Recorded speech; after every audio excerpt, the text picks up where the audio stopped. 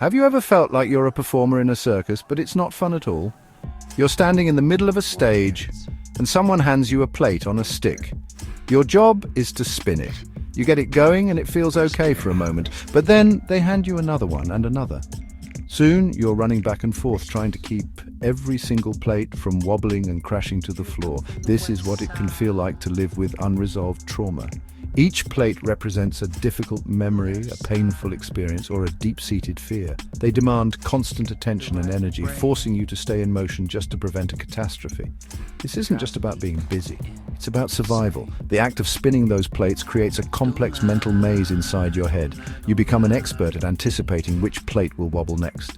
You learn to move quickly, to react without thinking, and to push down your own exhaustion. Your entire focus narrows to just one thing, keeping everything in the air. This skill, this hyper-vigilance, is a powerful coping mechanism. It helped you get through something incredibly hard. Your brain built these pathways to protect you, to make sure you could handle the constant threat of those plates falling. It's a testament to your strength, but living this way comes at a cost. The constant spinning is exhausting. It leaves little room for anything else. Joy, connection, and rest become luxuries you can't afford because you are always on high alert. Simple decisions can feel overwhelming because your mind is already occupied with the complex calculus of plate management. You might feel disconnected from yourself and others, like you are watching your life from a distance. The energy it takes to maintain this performance is immense, and it pulls from the same source you need for growth, for creativity, and for simply being present in your own life. The world sees someone who is holding it all together, but inside you feel the strain. The fear of one plate crashing can be all-consuming. That one plate might represent a specific memory you've pushed down, or a feeling you refuse to acknowledge. So you keep spinning, you run faster, you try harder. You tell yourself that this is just what life is. You believe that if you can just keep all these plates in motion, you will be safe. But this isn't a sustainable way to live. It's a full-time job with no breaks, no holidays, and no retirement plan.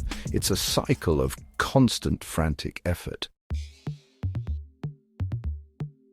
No matter how skilled the performer, no one can spin an infinite number of plates forever. At some point, something has to give. You might get a little too tired one day, or maybe someone hands you one plate too many. A new stressor, a new loss, a new challenge, and then it happens.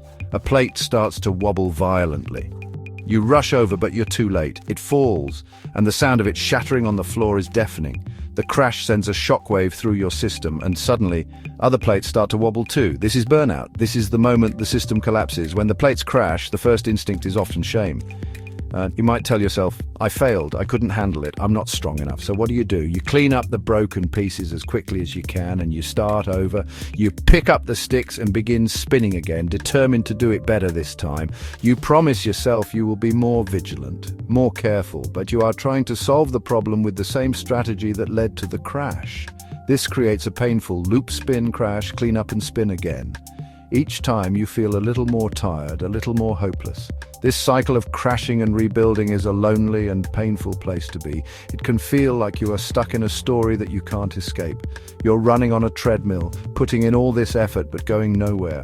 Friends and family might not understand the immense pressure you are under. They just see the performance, not the behind-the-scenes struggle. The crash itself can become another trauma, another plate to add to your collection. You start spinning a plate that represents the fear of crashing again, which makes the whole act even more precarious and exhausting. But then one day something shifts. Maybe after the 100th crash, sitting there among the broken pieces, a new thought emerges. It's a quiet thought, but a powerful one.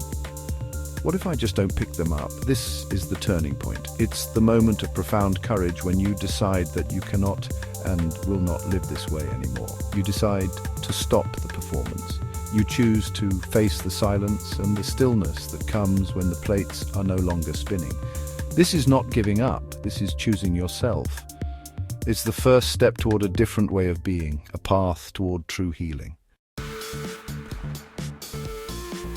When you make the brave choice to stop spinning, you can finally look at what you've been holding. You can gently pick up one of those plates. You notice it's not just a blank, threatening object. It has grooves on it like a vinyl record. The spinning wasn't just random motion, it was preventing the song from playing. Healing is the process of changing these frantic, spinning plates into records that you can choose to listen to. Instead of running from the memories, you create a safe space to sit with them and understand the story they hold. You are no longer a performer, you are a listener. This process requires a safe and supportive environment. This might mean working with a therapist, talking to a trusted friend, or finding a support group.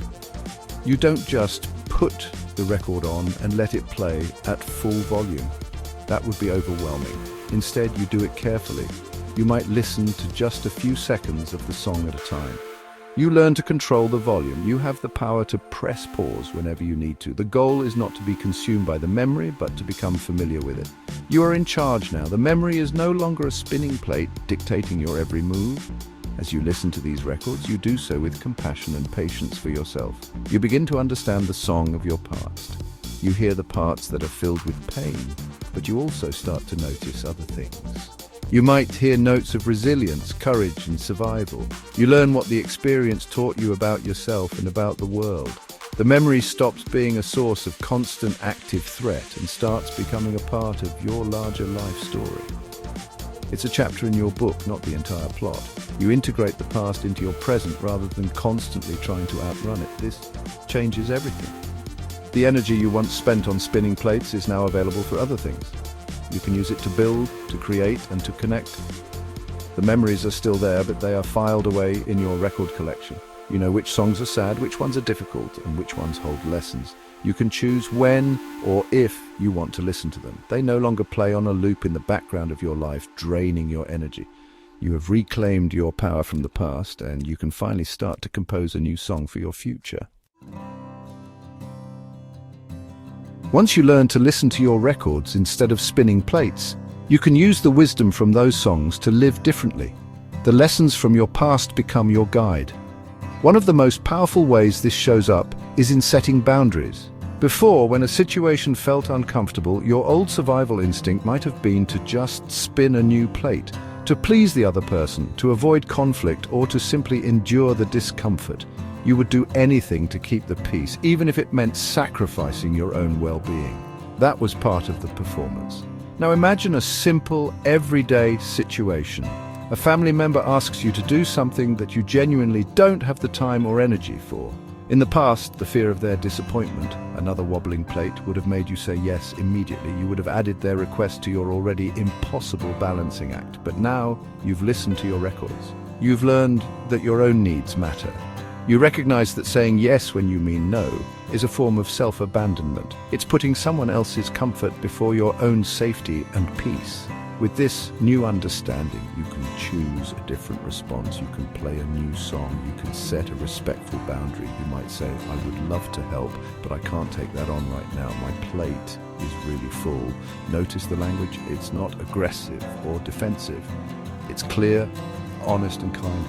You are not making excuses or over-explaining. You are simply stating your reality with self-respect. You are honoring the lesson from your past that taught you the cost of taking on too much. This is what healing looks like in action. It's small, brave choices that prioritize you.